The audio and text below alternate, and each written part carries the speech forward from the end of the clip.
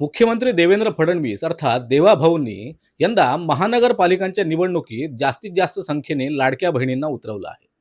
वसई विरार महानगरपालिकेत अशाच देवाभाऊंच्या एक लाडक्या भगिनी निम्मी निपुण दोशी प्रभाग क्रमांक 23 मधून भाजपच्या उमेदवार म्हणून मैदानात उतरल्या आहेत. त्या गुजराती समाजाच्या एक होतकरू गृहिणी म्हणून या निवडणुकीला सामोरे जात आहेत. आपल्यासोबत निम्मी दोशी आहेत. निम्मीताई, स्वागत आहे आपलं. नमस्कार. प्रचारासाठी अवघे काही दिवसच शिल्लक आहेत. कशा प्रकारे प्रतिसाद मिळतोय लोकांचा आणि तुम्ही कोणते विकासाचे आणि डेव्हलपमेंटचे मुद्दे घेऊन या प्रचारात उतरला आहात? जब हम फील्ड में उतरे हैं तो बहुत ही पॉजिटिव एनवायरनमेंट है. उसी पॉजिटिवनेस के साथ में हम आगे बढ़ रहे हैं. यहाँ पर जैसे आपने डेवलपमेंट की बात की है तो सेल्फ डेवलपमेंट, डीप कन्विंस्ड, बहुत ही मतलब मैं बोलूँगी तो इन सब चीज़ों को मतलब बहुत ही लैक पीछे छोड़ा जा रहा है. तो मेरी कोशिश ये रहेगी कि हम उस तरह उस जगह पे फोकस करें और काम करने की कोशिश करें. महिलांच्या विकासासाठी तुम्ही आजपर्यंत काम करत आलेला आहात. आता नगरसेवक पदाची संधी मिळाल्यानंतर महिलांसाठी तुम्ही वेगळं काय करणार आहात?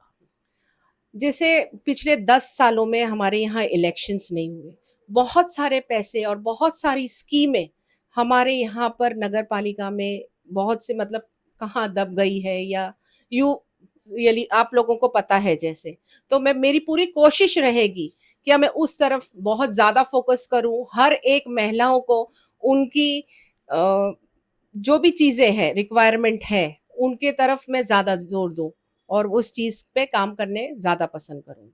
देवेंद्र फडणवीस हे व्हिजनरी नेतृत्व म्हणून ओळखलं जातं. एक विकासाचा ठोस विजन घेऊन ते महाराष्ट्रभर फिरतायत. त्यांच्या लाडक्या बहीण म्हणून तुम्ही या प्रभागासाठी नेमकं कोणतं विजन घेऊन मैदानात उतरला? जैसे मैंने आपको बताया, मतलब मेरी पूरा फोकस रहेगा महिलाओं की मदद करना. उनके जितने भी स्कीम्स जो उन तक पहुंचे नहीं है वो पहुंचाने की पूरी कोशिश रहेगी. देवेंद्र फडणवीस यांनी कालच अशी घोषणा केली आहे की येत्या वर्षभरात 1 करोड महिलांना लखपती दीदी बनवणार आहात.